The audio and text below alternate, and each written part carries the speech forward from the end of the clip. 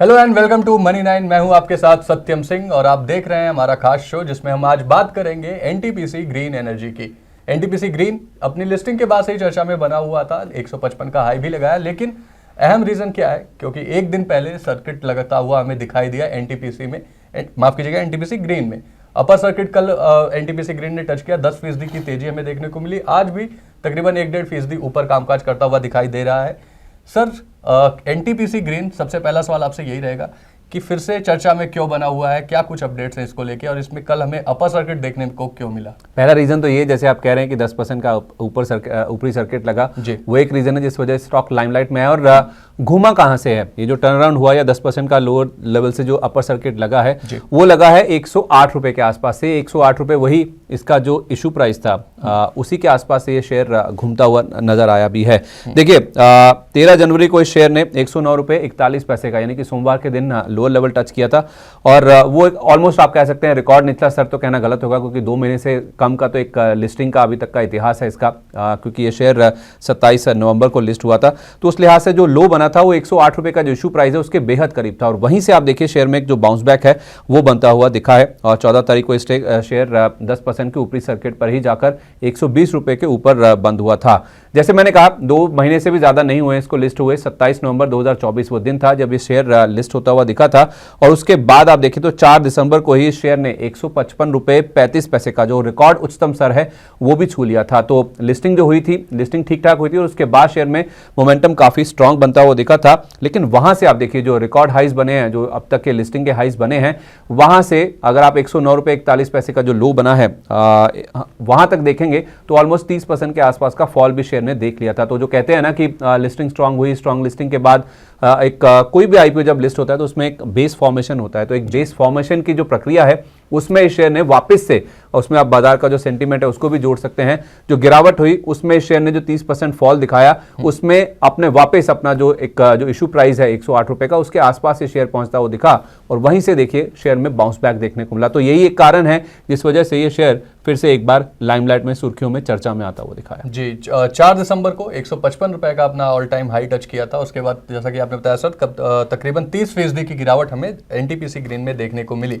लेकिन sir, listing के बाद से ये जो बड़ी गिरावट आई 30% की अपने ऑल टाइम हाई से, इसके पीछे का रीजन क्या सिर्फ मार्केट में चल रही गिरावट ही है, या और भी कुछ अपडेट्स हैं इस गिरावट को लेके? देखिए, इसका जो कारण है ये लिस्टिंग से पहले भी शुरू हो गया था, आप ये कह सकते हैं। क्यों? क्योंकि जब ये आईपीओ आया था, इसके जो वैल्यूएशन थे, जिस वैल्यूएशन पे आया था, उसको लेकर कुछ एनालिस्ट ऐसे हैं जिन्होंने उसी समय आईब्रोज रेज किए थे। आईब्रोज इन द सेंस कि उन्होंने कहा था कि लिस्टिंग काफी महंगे प्राइस पे हो रही, जो 108 रुपए का इशू प्राइस है उसके लिहाज से आप देखें तो 91,000 करोड़ का जो एक मार्केट कैप है वो बन रहा था। उस समय एनालिस्ट कुछ ऐसे थे जो मान रहे थे कि ये 91,000 करोड़ का जिनको मार्केट कैप मिल रहा है लिस्टिंग पर 108 रुपए का जो हायर प्राइस बैंड था वो काफ़ी महंगा है। हालांकि उसके बाद भी आप देखिए तो शेयर में और भी अच्छे गेंस देखने को मिले। 108 वाला ये शेयर 155 तक भी गया, तो जिसको 108 पे महंगा लग रहा था तो 155 पे तो महंगा लगेगा ही लगेगा, और भी महंगा लगेगा। तो वैल्यूएशन एक बड़ी चिंता थी, जिस वजह से हमने देखा कि जो एनालिस्ट ने सवाल उठाए थे उसका एक इम्पैक्ट जो है वो बनता हुआ दिखा।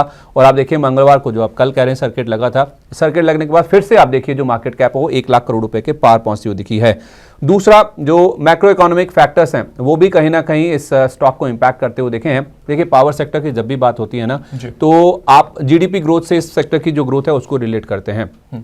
जितनी जीडीपी ग्रोथ है उससे हल्का एक नॉच ऊपर 1 या 2% और ज़्यादा जो एक ग्रोथ है पावर डिमांड की मानी जाती है। और हमने देखा ये नंबर 5.4% का आया था, जो लेटेस्ट हमारे सामने जीडीपी का नंबर था।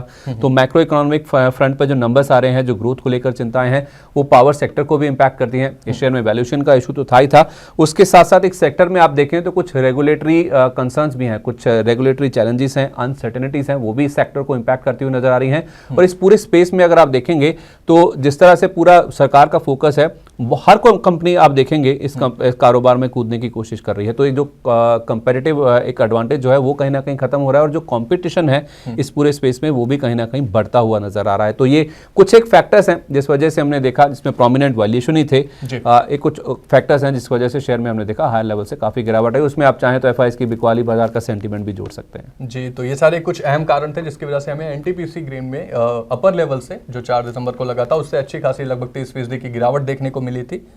मैक्रो इकोनॉमिक नंबर्स और मार्केट के सेंटीमेंट्स, कई सारे अहम रीजन जो सर ने भी बताए। लेकिन अब एक अहम सवाल सर कि लिस्टिंग के बाद से इस कंपनी के बिजनेस को लेकर क्या कुछ डिटेल्स सामने आई हैं, अभी फिलहाल क्या चल रहा है बिजनेस डेवलपमेंट फ्रंट पर? काफी अच्छी खबरें आई हैं। अगर आप देखेंगे लिस्टिंग के बाद से देखें, जो इतना बड़ा यूफोरिया स्टॉक में बना था, काफी सारे बड़े डेवलपमेंट्स हुए हैं, अच्छी खबरें आई जिसके ऊपर स्टॉक ने रिएक्ट किया भी है। 11 दिसंबर को मुझे याद है खबर आई थी कि SECI यानी कि solar energy corporation of India, जहां से पूरे जो नोडल एजेंसी है सरकार की, जो ऑर्डर्स देती है सोलर एनर्जी को लेकर, उससे इनको एक एनर्जी स्टोरेज सिस्टम सेटअप करने का ऑर्डर मिला था। 250 मेगावाट का ये जो ऑर्डर है कंपनी को मिला था। फिर इन्होंने बिहार सरकार के साथ एक MOU साइन किया था, 23 दिसंबर की खबर है। रिन्यूएबल एनर्जी प्रोजेक्ट्स को डेवलप करने के लिए, उनको स्थापित करने के लिए इन्होंने बिहार सरकार के साथ करार किया था। फिर इनकी एक सब्सिडरी है, उन्होंने यूपी पावर कॉर्पोरेशन लिमिटेड यानी कि UPPCL के साथ एक 1000 मेगावाट का जो सोलर PV प्रोजेक्ट है उसके लिए करार किया था। इनको एक ऑर्डर मिला था 2.56 रुपीस पर किलोवाट की जो दर है उसके ऊपर ये जो प्रोजेक्ट है इन्होंने साइन किया था। फिर इनका एक सोलर PV प्रोजेक्ट है भैंसारा में, उसको लेकर भी इन्होंने जो एडिशनल कैपेसिटी है वो जोड़ी है, उसको लेकर भी अपडेट आया था। तो काफी सारे पॉजिटिव फैक्टर्स है, पॉजिटिव खबरें हैं जो कि लिस्टिंग के बाद हमने देखा स्टॉक को लेकर बनी है, जिसका इंपैक्ट हमने स्टॉक पे प्ले आउट होता देखा भी है। लेकिन मैं फिर रिपीट करूंगा, वैल्यूएशन एक बड़ी चिंता थी, और जो कंपटीशन बढ़ रहा है इस पूरे स्पेस में, मैक्रो इकोनॉमिक अनसर्टेनिटी जो है वो भी स्टॉक के ऊपर हावी होती हुई, जिस वजह से हमने देखा कि स्टॉक में हायर लेवल से प्रॉफिट बुकिंग हुई। लेकिन ये जो सारे पॉजिटिव्स हैं स्टॉक में ऑलरेडी डिस्काउंट हो चुके थे, और एनालिस्ट जिस तरह से आप देखिए कोई ज़्यादा बड़ी कवरेज नहीं है इस स्टॉक को लेकर। मैं रिपोर्ट्स देख रहा था, IPO के टाइम पे जरूर रिपोर्ट्स आई थी जिन्होंने ज़्यादातर सब्सक्राइब करने की रेटिंग दी थी, लेकिन केवल एक एम्बिट की रिपोर्ट है और वो सेल की रेटिंग दे रहे हैं, और आई थिंक 70 रुपये के आसपास का टारगेट दे रहे हैं। तो कोई बहुत बड़ा कवरेज की लिस्ट में स्टॉक अभी तक एनालिस्ट की नहीं आता हुआ दिखा है। एक ही रिपोर्ट है, वो सेल की है, और वैल्यूएशन को लेकर तो IPO से पहले से कंसर्न थे, जिस वजह से हमने देखा है कि स्टॉक में हाई लेवल से काफ़ी प्रेशर बना है। जी, लेकिन सर जो इन्वेस्टर हैं हमारे जिन्होंने इसमें पोजीशन बना रखी है, उनके लिए क्या कुछ है? क्या ये रैली अभी लंबे समय तक रहेगी, या उन्हें अगर हल्का फुल्का भी प्रॉफिट बुक हो रहा है तो वो बुक करके निकले? क्या एडवाइस रहेगी सर? ये जो सवाल आप पूछ रहे हैं ना, यही सवाल हमारे पेज पर, मनी9 के पेज पर हम जो लाइव शोज करते हैं उसमें कई सारे दर्शक पूछ रहे हैं, क्योंकि वाजिब है जिस तरह की गिरावट आई है तो आपके मन में भी सवाल आता है कि मैंने अलॉटमेंट के लिए अप्लाई किया था IPO के दौरान, मुझे नहीं मिला, या मेरे पास है तो मैंने 155 का लेवल भी देख लिया, वापस उसी लेवल पे आ गया जहाँ पे मैंने शुरू किया था, 108 रुपये का इशू प्राइस। तो सवाल बहुत सारे आ रहे हैं। आज सुबह हमारी बात हो भी रही थी जब हम ओपनिंग बस कर रहे थे सुबह 8:30 बजे, तो हमारे साथ ग्लोब कैपिटल के AVP और head of research Gaurav Sharma ji जुड़े थे। उनका ये कहना था कि आप शेयर को खरीद सकते हैं, और जिनके पास है वो होल्ड भी कर सकते हैं। उनका ये कहना था कि अगर आपका शॉर्ट टर्म का व्यू है तो एक हफ्ते में ही ये जो शेयर है हो सकता है कि आपको 130 134 तक भी जाता वो दिखे। इस केस में आपको 114 रुपये के आसपास का स्टॉप लॉस भी जरूर मेंटेन करके चलना है। जहां तक लंबी अवधि की बात है तो उनका मानना है कि अगर आप थोड़ा लंबा भी होल्ड करते हैं तो 150 के आसपास के जो लेवल्स हैं वो भी स्टॉक में देखने को मिल सकते हैं। हमने एक और एनालिस्ट से भी बातचीत करी, हमने PSD कैपिटल के जो फाउंडर एंड CEO हैं प्रदीप हल्दर जी, उनसे भी बातचीत करी। उनका भी यही कहना था कि स्टॉक में आप खरीदारी कर सकते हैं। हालांकि उन्होंने एक कंडीशनल बाय कहा है। उनका ये कहना है कि स्टॉक के लिए एक बड़ा रेजिस्टेंस है, और वो जो लेवल है वो 130 रुपये का है। जैसे ही वो लेवल पार होगा, जो रेजिस्टेंस के ऊपर स्टॉक जाएगा, तो एक नया ब्रेकआउट बनता हुआ दिखेगा, और उस केस में जब ये 130 रुपये का ब्रेकआउट हो जाएगा तब इस स्टॉक में 155 रुपये का लेवल बनता हुआ दिखेगा। 155 तो रिकॉर्ड हाई है जी। तो हमने पूछा कि रिकॉर्ड हाई बन जाएगा, बोले हाँ, नया रिकॉर्ड हाई इस स्टॉक में बनता हुआ नजर आ सकता है, बशर्ते 130 रुपये का रेजिस्टेंस अगर ये स्टॉक पार करता है तो आप यहाँ पे खरीदारी कीजिए। फिर उस केस में जो आपका स्टॉप लॉस बनता है वो 110 रुपये के आसपास का बनता है, तो 110 का स्टॉप लॉस लगा लीजिए। 130 के ऊपर जाए तो प्रदीप हल्दर जी का मानना है कि फिर ये स्टॉक नए रिकॉर्ड हाइज भी टच कर सकता है। जी, तो दोनों ही एनालिस्ट के हिसाब से 130 का लेवल काफ़ी अहम है। अगर हम ग्लोब कैपिटल को देखें तो उन्होंने 130 का टारगेट दिया है, और इन्होंने बोला है कि 130 के बाद एक बड़ा ब्रेकआउट आ सकता है।